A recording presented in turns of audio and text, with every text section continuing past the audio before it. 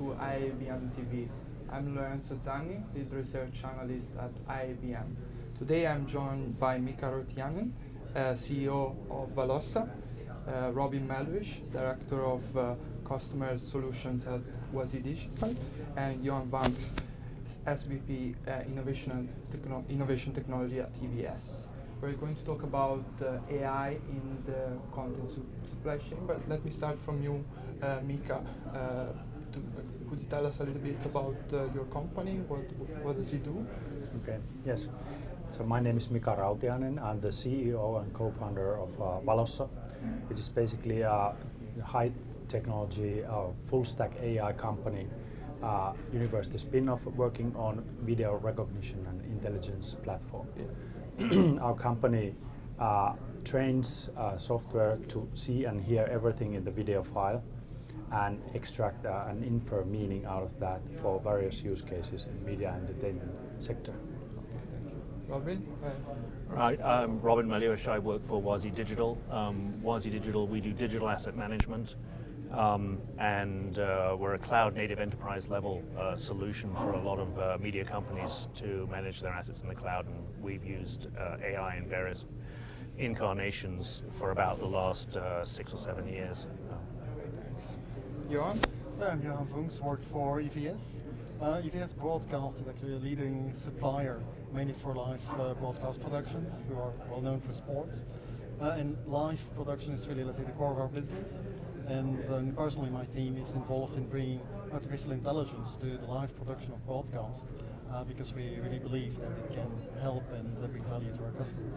Yeah, let me start from a general question. Well, what's the state, what do you think is the state of adoption of AI in media and entertainment at the moment? Let me start from you, Mika.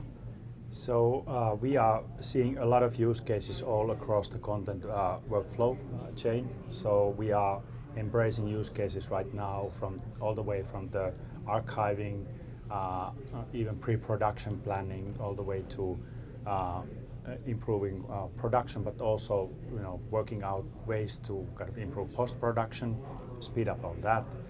Quality content compliance actually is one of the big use cases, and then of course asset management, archiving, and those kind of stuff at the end. And then of course in the user end, we are having use cases regarding kind of new user experiences, like having steep content search capabilities and new kind of user experiences in the consumption of the video. Thank you. Robin, what are you seeing? Well, we're seeing AI adopted by various clients all across the chain. I mean, I think the biggest picture of this is that most media companies are beginning to ask themselves, if I am employing a very expensive pair of human eyeballs and a very expensive human brain to look at video and make judgments about that video, then I really need to be thinking about AI, because there's a host of opportunities and normalization of metadata that we can only really do through AI. So that's what we see. Thanks. Johan? Well, we see a lot of opportunities for AI, and the impression that we have is that it mainly started, I would say, the closer you get to the customer, the earlier that it starts. And we now see it really emerging as well in, say, the earlier part, captation, the real live part of the production, because there it also brings value, and it has additional constraints in live, because every 20 milliseconds you need to sort an image, so that gives constraints. But we see especially the value of AI to automate things, to assist people to bring value, and AI is useful because traditional automation techniques tend not really to work, because you need to have some artistic touch in live production, the human touch, and AI, and especially machine learning, is very well suited for that. So, of course, automation is an important thing, but can AI also enable media companies to track operations more efficiently? So to, for example, move to a supply chain approach for handling media companies, having, for example, measurements to measure return on investment on content, on different type of content. What do you think about this? Yes, definitely. So I think the way to think about AI is through machine learning capabilities, and machine learning has evolved a lot, and it can be applied to variety of data types, whether it's about measuring the user engagement and correlating that with the content information, or just purely trying to create cognitive applications that would replace all these kind of less than second decisions made by humans by watching and seeing the video. Okay, thank you. Robin? Yeah, I mean, I would say absolutely. I mean, I'd say, the combination of AI, a lot of the stuff we're seeing with big data coming out of social media and sentiment analysis, machine learning enabling sentiment analysis. People are beginning to be able to get real-time feedback on what's happening and what the user acceptance is on their programs. So I'd say that's a big piece. I'd say another piece is in localization. I mean, there's a lot of work being done. I mean, with everybody trying to deliver to global audiences and with the need for so much localization and that being so manually intensive, then there's a lot of applications for machine learning in there. Oh, that's great. So it can enable, for example, broadcasters to automate more operations and find new revenue streams Right, as well. and find new revenue streams and find new ways of dealing with revenue streams. And certainly with a lot of our people, we tend to sit more on the postmaster end of the chain as far as asset management is concerned. But a lot of people are talking to us about, I'm already using your platform to move things out to YouTube or to Facebook for particular assets, but now I want to start grabbing that data back in and find new monetization schemes and what's working and what's not working, what's resonating with my users. Johan, what do you think about this? To get more revenues, one of the keywords, one of the means, is having a much higher personalization of the content than you have today. And well, again, if you look at the first part where it begins the production, well, today you have, let's say, one program feed coming out, and what AI really allows you is to personalize that, create with, let's say, the same logistics setup, create multiple feeds. Maybe if you look at a soccer game, a feed geared towards, one team, a feed that's more unusual, a feed focusing on, let's say, Messi or one specific player. And that allows really with the same quality that you can have from, let's say, a human operator and human director. And that allows you to target really, target audiences. And if you then combine that with, let's say, additional revenues, the circle is complete. We've talked much about the benefits. What were some of the challenges you've experienced in implementing AI systems with your customers?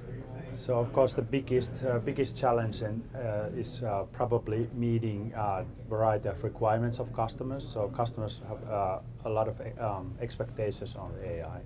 They might expect the AI to kind of be very accurate and be at the very minute of details, information like even smallest of nuances happening on screen. On the other hand, they want the AI to be inferring lots of information that's highly abstract. So these expectations typically through conversations meeting the middle ground and then finding out the ways that actually are practical and useful and really kind of start adding value to operations.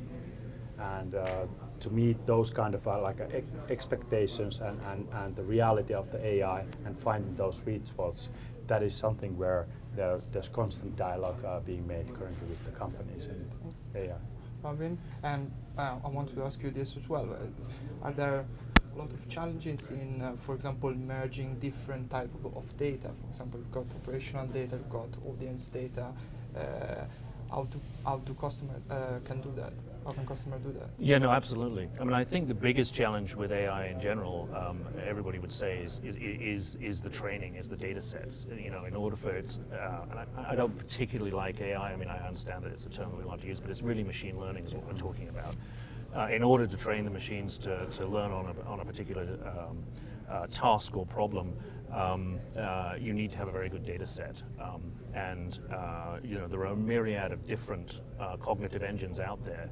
And as they train it themselves on individual types of tasks, they have different strengths and weaknesses. And what we believe is that the smart thing for customers to do is to not particularly try and pick a particular cognitive engine, but to engage with middleware, and this is what we're doing, that will then take your video footage and put it out to a whole variety of cognitive engines. And to talk to your point, we then get different types of data back from those cognitive engines, and then the real power becomes in combining those data to get to solve the business problems for the customer. So for instance, one cognitive engine may be very good at recognizing cats, another cognitive engine may be very good at facial recognition, another cognitive engine may be very good at sentiment analysis, and when you start putting those things together, that's where you get the real power out of it. So that's a combination.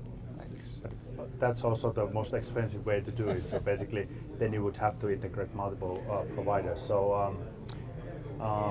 So customers, as we experience the customer kind of engagement, they want to find the best of the breed, and that is a very useful use case for the validation. And then they typically try to minimize the exposure to the sets of AI capabilities that actually add the most meaningful value. This is our experience, also working with this kind of middleware aggregators. So definitely, there's customers have cost pressures also. Running this stuff, it's still more computationally expensive to run AI algorithms than typical web stuff, but things are changing quite rapidly, and this technology. But you I just would say, actually, we were referring to what are the challenges for AI. I think AI is not the target. I know there are a lot of people, AI seems to be the holy grail and everybody's talking about it, but AI is the means. What's really behind this? What's the business problem that you want to solve? Automation, And efficiency. it can be automation, it can be producing more, it can be producing better, it can be reaching out to different audiences. And I think then the problem actually becomes understand the business problem, which means that you need to know the industry, and linking that to how are you going to solve that? Because there is a wide variety of AI technologies. Even if you only look at the machine learning part, there is a plethora of different techniques. And I think the difficulty is getting the business question, getting all the possible AI-like technologies, and then finding the best match between the two and defining your business problem in such a way that a or multiple AI technologies can solve it. Because I would say in video or imagine you have a soccer game and you want to find out where a specific player is. When, let's say, straightforward approach could be you have the complete video, you just throw it at a massive compute farm and hoping something meaningful will come out.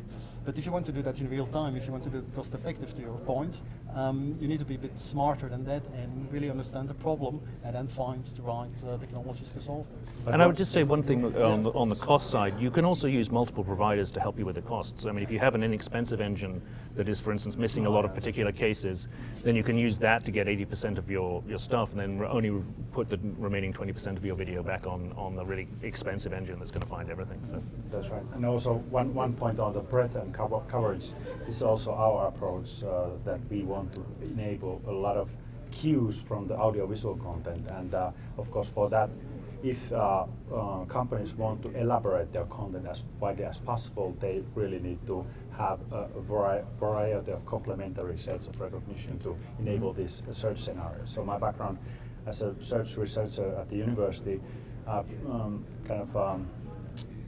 trained me to understand the complexity of user kind of search needs, and they range from specifics like find me that red ball in that frame to like find me the clips that would best resemble the emotional style of some users' desires or whatever. Right. So. Thanks. Very interesting debate. I wanted to ask you as well, how can AI and the cloud together enable end users to move to more mature supply chains in terms of measurements, in terms of I think making things more efficient? I think it really depends on where you are in, let's say, the complete supply chain and what you want to do. Because especially, again, we are at the very beginning of the chain. Some things, the cloud introduces latency. If you want to use, let's say, AI maybe to steer a robotic camera, if you have, even a few hundred milliseconds or a second latency to go to the cloud, you can't steer your robotic camera. So you need to really, I think, find what you do bring to the cloud, what you do locally, and find there the optimal balance. And that's actually, I think, a value that people providing AI-based techniques to customers, that's where part of their value is, to make that separation. What you do locally, what you do in the cloud, where is real-time really sensitive, where you can explore a wider range of techniques to combine the best of breed approach. Robin? I mean, I would say a very similar thing that, the biggest access for deciding when to use the cloud is definitely how close you need to get to real time. The cloud is fantastically good for distributed tasks and for things where you want to use burst capacity. But we do find with a lot of people that it's a big challenge because you have to be architected in a cloud native way to really take advantage of it. And so we would advise our clients to pick solutions and pieces that are done that way. So I think the two are complementary, but they're not exactly the same thing by any means. So for us, we just deployed this real-time recognition. Actually, we call it real-time stream content monitoring product, and we can deploy that in the cloud, and it can hook into a stream and analyze with a few seconds of latency. But of course, the power we need for that kind of purpose is still quite kind of extensive compared to normal CPU operations of textual documents, for example. But still, I would say it's possible, but local deployments probably are the way to go, definitely on kind of making sense out of streams. I would say possibly the biggest impact of the cloud in some ways is because once all the data and all the video is up there in the cloud, then it's inherently much more accessible to machine learning or big data or whatever techniques you want to employ. And I think that's probably what we're seeing more than anything else. Yeah. I think especially, if you have, let's say, a video archive or a large amount of video clips available, then a cloud-based approach really makes sense because you can use you don't have the real-time constraints, and you can use the scalability of the cloud. It requires a massive amount of compute power, and then you can temporarily stretch, process everything in a batch at a relatively rapid pace, and then once it's done, you scale down and you can start doing other activities. And I'd also say from the cloud point of view, we see, and it's more a psychological impact than anything else, is that the cloud by its very nature makes people open to the idea of participating, that their media supply chain is really more like participating in an ecosystem than choosing a particular supply chain and going end to end and hooking up all your vendors and making them do it. And that plays well with AI, right? Because it means you can experiment, it means you can try different things, you can see where it fits with your business model. If all of your assets are up there in the cloud anyway, that's a fairly simple thing and a comparatively simple thing to do and experiment with. Okay, thank you. A final question. Can broadcast, with the help of AI, of course, can broadcasters are launching direct to consumer offerings? Do you think they can bridge the gap with big technology giants, for example, entering the media industry? Can you rephrase the question? Yeah, of course. Broadcasters such as Disney, for example, in the US are increasingly launching direct-to-consumer offerings. Do you think they can bridge the gap in terms of AI use with Netflix and the new media players? You mean the gap of the kind of the leading innovators? Yeah, the data gap. Definitely, and that's the good part of the AI that's emerging now with the companies like us. We can be those specialists that help the media companies do similar things that those leading innovators are doing. For example, just recently Netflix had a blog post on how they are using visual recognition to choose hero shots. Yeah. Basically, that can be now personalized to users' interests on the content, and that's about persuading people to click onto a series. And for example, our engine, it calculates who are the most important people in the video and also finds the co-appearances of those people, which is very well suited on tasks like similar to what Netflix is doing right now. Okay, thanks, Mika. Robin? Yeah, I would say it can help bridge the gap. I mean, it is a big gap. I mean, if you control the app that the user is using every day to access the content, then you have a wealth of big data back about that user's preferences, what they like, how long they've watched. You can use AI to help bridge some of those gaps, particularly by looking at sentiment analysis or by looking at sort of the whole data cloud that revolves around individual users and figuring out how to target it. And I think there's some very interesting things actually going on with some of the biggest cinema chains doing precisely this, trying to figure out how they can profile users and then present those profiles back to movie producers in a way that says, these are the sort of people who are likely to go and see the latest Marvel pick or whatever. So I think that there are ways of bridging those gaps, but I think it's a long way to catch up. Yeah, very interesting. Johan? Well, I had the impression that the question was a bit asked like, some broadcasters, let's say, against the big guys like the Googles, the Microsofts, and so on. And I don't think that the question is it in opposition? I think the question is more, how can broadcasters, broadcast industry, leverage what has been done by these giants? Okay. And I think that they are, again, in trying to find in the best of breed solution, that they are together we can bring value. The broadcast will have specific needs. I mean, every industry will have specific needs. On the other hand, there are generic activities that maybe, let's say, the big ones do better. Doing facial recognition, there are a zillion algorithms out there that can do facial recognition. But combining that for bringing, let's say, value in a sports game, in trying to find, okay, that player, where is that player going after, what's he doing? In that combination, I mean, it does no longer become an opposition, but rather, how can we leverage what other people have done? And I think that they're in bridging the gap. Just have to leverage and use what exists and bring the additional value that's needed in broadcast to differentiate from the big guys. And that's where the broadcast also has the know-how, because broadcasters know their industry. They know what can make a differentiation, leveraging things that exist. Okay, that's an interesting perspective. I mean, the broadcast industry has its own strengths, of course. And thank you all for joining us today. That was great. You can see more videos on IABM TV on the IABM website. Thank you.